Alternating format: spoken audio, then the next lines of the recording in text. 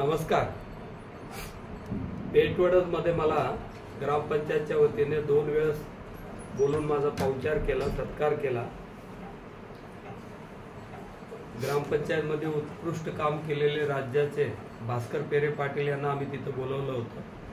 पंचकोशीतील जवळपास हर एक ग्रामपंचायतशी निगडीत सदस्य आणि 100-150 सरपंच यांची आम्ही त्या ठिकाणी कार्यशाळा घेतली होती।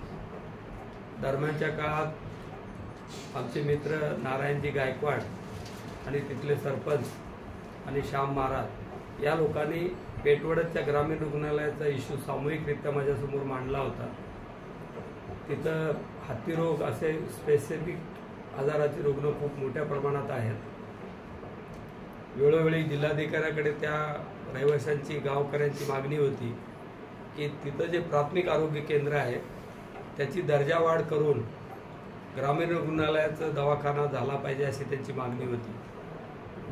ज्यावेळेस मी त्या गावामध्ये गेलो, तिथं जाहीर सभा घेतली आणि त्या सगळ्यांची सामूहिक मागणी विचारात घेता मी राज्याचे आदरणीय मंत्री आरोग्यमंत्री तानाजी सावंत साहेब आणि आमचे राज्याचे आदरणीय मुख्यमंत्री एकनाथरावजी शिंदे साहेब यांना ही बाब मी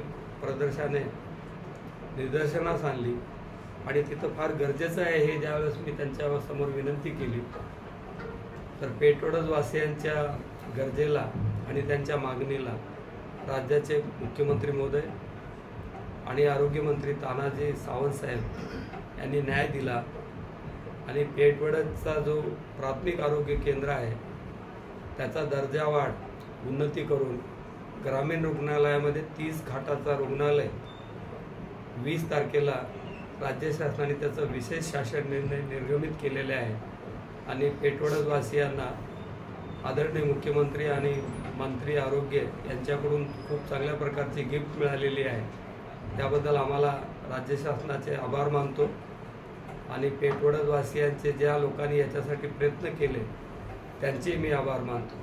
धन्यवाद।